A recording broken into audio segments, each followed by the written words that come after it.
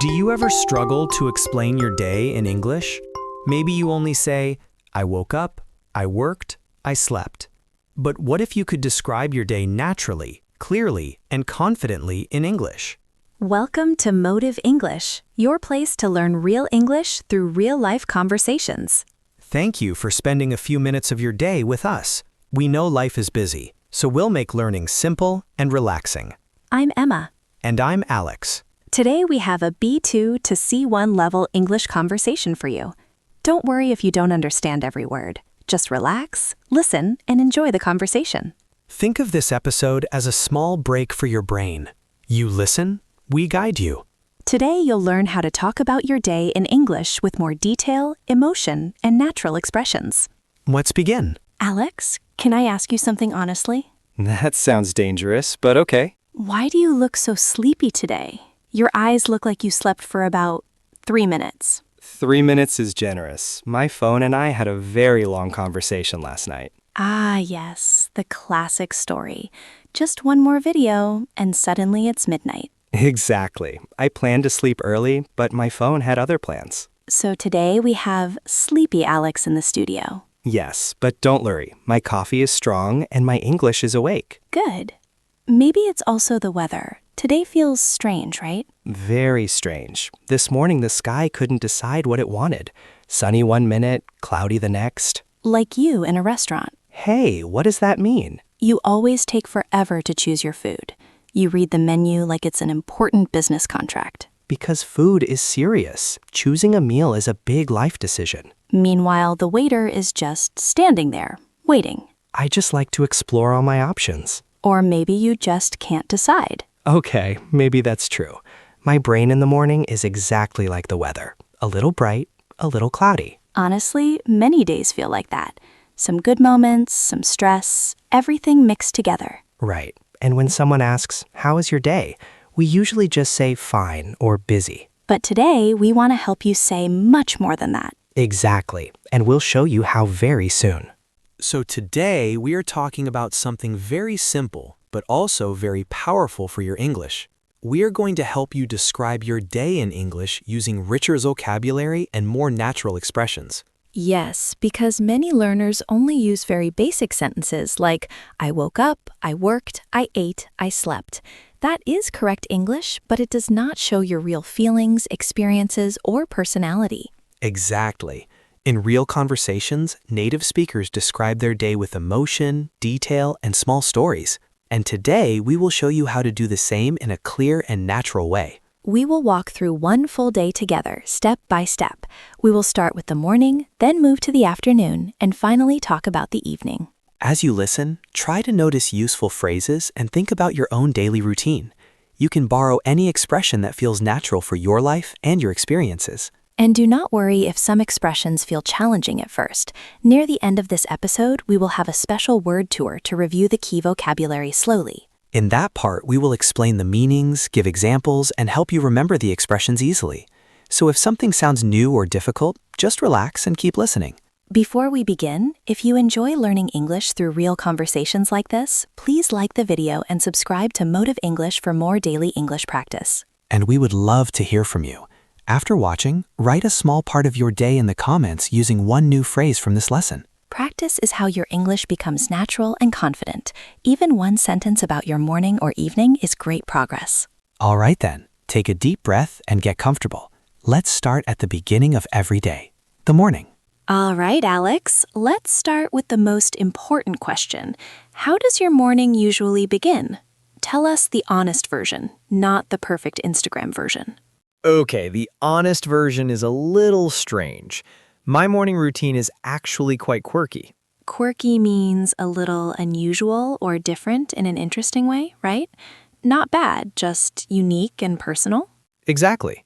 My alarm rings and I don't jump out of bed like an energetic person. I usually lie there and think, 5 more minutes and then I'll wake up. So you negotiate with your alarm every morning. Who usually wins, you or the alarm? Honestly, the bed wins most of the time.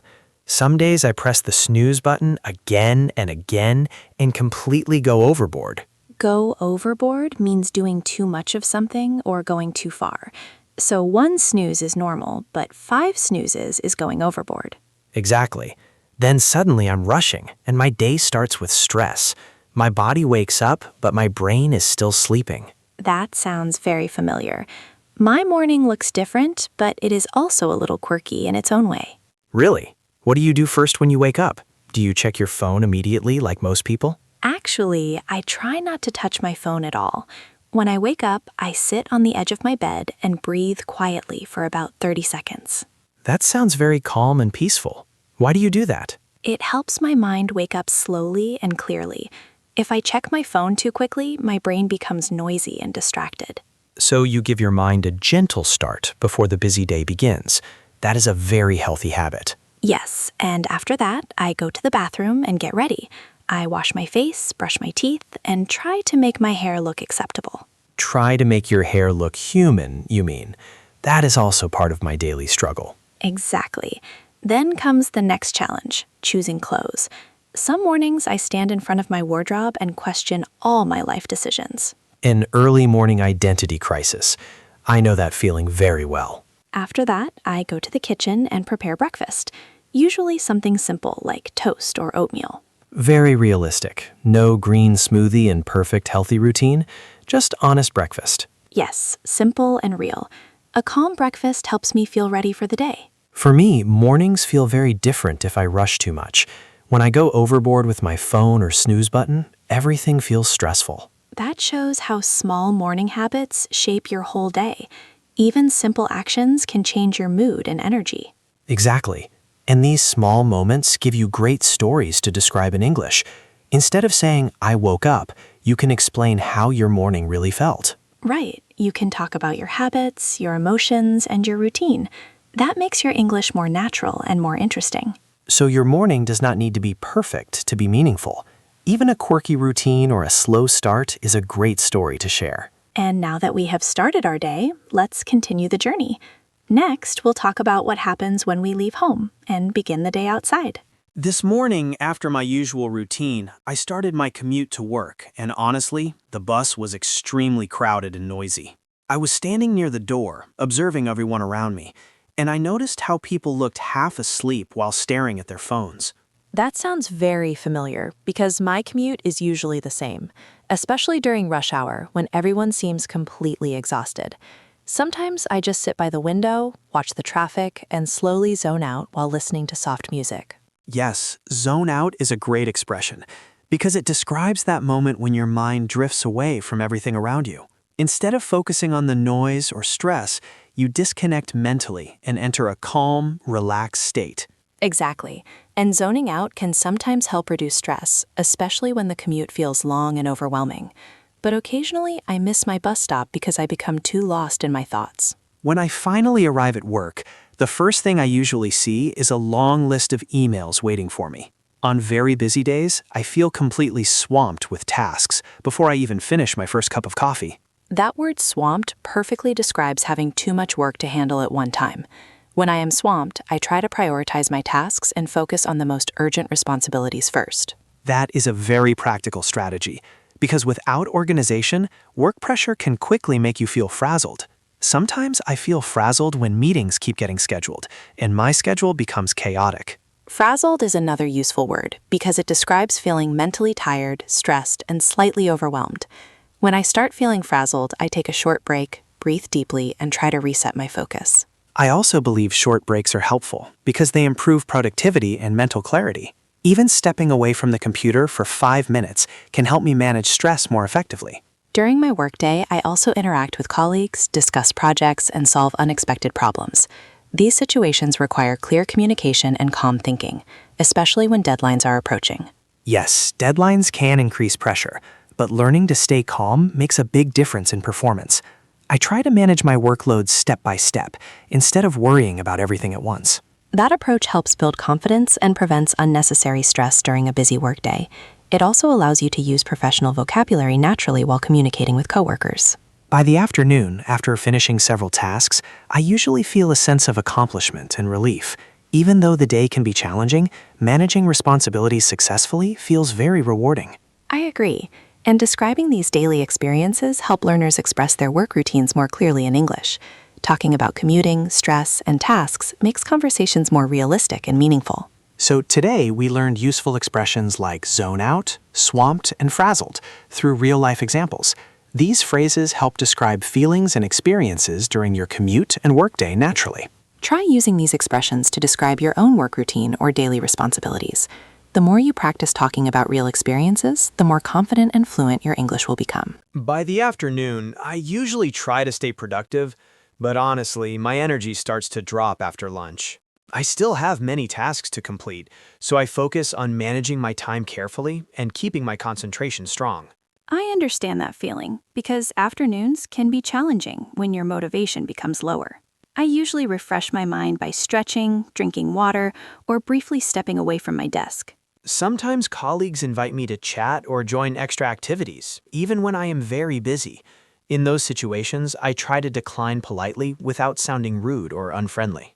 That is an important communication skill because being polite helps maintain good relationships at work.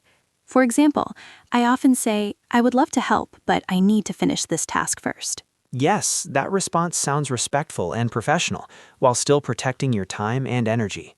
Learning polite ways to refuse requests helps you manage your workload effectively. Social energy is also something we should talk about because communication requires emotional effort. After many meetings or conversations, I sometimes feel mentally tired and need quiet time. That is true, because interacting with people continuously can reduce your social energy. When my energy feels low, I focus on essential tasks and avoid unnecessary discussions. Later in the afternoon, I usually review my progress and decide when it is time to stop working. It is important to recognize your limits and avoid pushing yourself too hard. I agree completely, because working too long without rest can reduce productivity and increase stress. Sometimes it is better to finish key tasks and leave the remaining work for the next day. When discussions become too long or complicated, I like to use the phrase cut to the chase. It means getting directly to the main point without wasting time. That expression is very useful in professional communication and daily conversation. If a meeting becomes unclear, you can politely say, let's cut to the chase and focus on the main issue. Using direct but polite language helps improve efficiency and reduces unnecessary confusion. It also shows confidence and clarity in communication. After finishing work, I usually transition into my evening routine to reset my mind and body. This transition helps me separate my professional life from my personal time. Evenings are very important because they give us an opportunity to relax and recover. I enjoy doing wholesome activities like cooking dinner, reading a book, or taking a peaceful walk. The word wholesome describes activities that are healthy, positive, and beneficial for your well-being. These simple activities help me feel calm and emotionally balanced after a busy day. Sometimes I also exercise or listen to music because these activities help me feel rejuvenated. When you feel rejuvenated, you feel refreshed, energized, and ready for a new day. That is a wonderful feeling, especially after a stressful work schedule or a demanding commute. However, some people relax by watching too much television or staying online for hours. Yes, and that can become unhealthy if you go overboard with those activities. The phrase go overboard means doing something excessively or without control. Maintaining balance is essential because too much of anything can create new problems. I try to relax in moderation so that my evening remains peaceful and meaningful. During the evening, I also reflect on my day and think about what I accomplished. This reflection helps me understand my progress and improve my daily habits. Reflection is very helpful because it allows you to learn from your experiences. I often consider what went well and what I can improve tomorrow. Sometimes I connect with friends or family in the evening because social support is important. A simple conversation can improve your mood and reduce stress. I agree, because positive conversations help us feel supported and emotionally stable. They also give us opportunities to practice natural communication in everyday situations. By the end of the evening, I usually prepare for the next day and organize my schedule. This preparation helps me sleep peacefully and start the next morning with confidence. Having a consistent evening routine improves both mental and physical health. It creates a sense of structure and helps maintain a balanced lifestyle. Today, we discussed useful expressions such as cut to the chase, wholesome, rejuvenated, and go overboard. These words help you describe your afternoon energy, work habits, and evening activities clearly. Try describing your own afternoon and evening using these expressions in complete sentences. Talking about your daily energy, stress, and relaxation will make your English more natural and expressive. Remember that language learning becomes easier when you connect vocabulary to real experiences. Describe your routine, your feelings, and your activities to build confidence in speaking. Every day offers new experiences to talk about, from productivity to relaxation and personal growth. Practicing these conversations regularly will help you communicate more fluently in English. We hope this discussion helps you express your daily life with richer vocabulary and natural expressions. Keep practicing, stay balanced, and enjoy using English in your everyday conversations. Let us quickly review what we discussed today about describing your daily routine in English. We started with the morning, including waking up, breakfast habits, and preparing for the day. Yes, then we talked about commuting to work and observing your surroundings during the journey. We also explored how to describe your workday, tasks, and common feelings like being busy or stressed. After that, we discussed the afternoon, including managing your energy and staying productive. We learned how to respond politely to requests and how to communicate clearly at work. We also explored how to finish your workday and decide when it is time to stop working. Then we moved into evening routines and talked about relaxing and resetting after a busy day. We introduced useful expressions to describe everyday experiences more clearly and naturally. These words help you explain your feelings, actions, and choices throughout the day. Remember that your daily routine is full of useful English learning opportunities. Simple activities like waking up, commuting, working, and relaxing provide rich language practice. When you describe real experiences, your vocabulary becomes more meaningful and easier to remember. Talking about your own life helps you build confidence and fluency step by step. Now you understand how to organize your day in English from morning to evening. This structure helps you speak clearly and tell natural stories about your experiences. Next, we will review the key words and expressions from this lesson in our word tour. This will help you understand their meanings deeply and learn how to use them correctly. Listen carefully, repeat the expressions, and try to use them in your own sentences. This practice will strengthen your memory and improve your everyday communication skills. Now let us begin our word tour, where we review the key vocabulary from today's lesson. We will explain each word clearly, give examples, and help you use them naturally in conversation. Our first word is swamped, which means extremely busy with too much work to do. For example, you can say, I am swamped with emails today, so I cannot take a break right now. When you are swamped, you have more tasks than you can easily manage. You might feel pressure because your schedule is full and your responsibilities are heavy. Let us repeat together. Swamped means very busy or overloaded with work. Try using it in your own sentence to describe a stressful or busy day. Our next word is frazzled, which describes feeling mentally or physically exhausted. If you feel stressed for a long time, you may become tired, anxious, and completely frazzled. For example, you could say, after working all day without rest, I felt frazzled. This word helps describe strong emotional and mental stress. Now let us move to a positive word, which is rejuvenated. When you feel rejuvenated, you feel refreshed, energized, and full of new energy. For example, after a relaxing evening or a good night's sleep, you may feel rejuvenated. This word describes recovery and renewed strength after rest. Another useful word is wholesome, which describes something healthy and beneficial. Wholesome activities support your well-being and create positive feelings. For example, cooking a healthy meal, reading a good book, or spending time with family is wholesome. These activities improve your mind and body in a positive way. Let us now review the word quirky, which describes something unusual in an interesting or charming way. A quirky habit is different from normal behavior, but often enjoyable or unique. For example, waking up very early to sing while making breakfast could be a quirky routine. Quirky does not mean strange in a negative way, but rather unique and interesting. Next, we have the expression go overboard, which means doing something excessively. It describes a situation where you do too much of something without control. For example, you might go overboard when buying too many unnecessary things. You can also go overboard with work, food, or even entertainment. Another useful idiom is wiggle out of something, which means avoiding a responsibility. It describes escaping a task or obligation in a clever or dishonest way. For example, someone might wiggle out of a meeting by pretending to be busy. This expression shows how someone avoids doing something they should do. Let us continue with the phrase cut to the chase, which means getting directly to the main point. It is often used when you want to avoid unnecessary details or long explanations. For example, during a long discussion, you might say, "Let us cut to the chase." This expression helps make communication clear and efficient. Our next expression is haste makes waste, which is a common proverb. It means that doing things too quickly often leads to mistakes and poor results. For example, if you rush your work and make many errors, haste makes waste. This saying reminds us to work carefully instead of rushing. Finally, we have the phrasal verb whip through, which means completing something very quickly. It describes finishing a task with speed, often because it is easy or familiar. For example, you might whip through your emails in just a few minutes. This expression shows efficiency and speed in completing tasks. Let us quickly review all the vocabulary again to help you remember the meanings. Swamped means very busy, frazzled means extremely stressed, and rejuvenated means refreshed. Wholesome describes healthy activities, quirky means uniquely unusual, and go overboard means excessive action.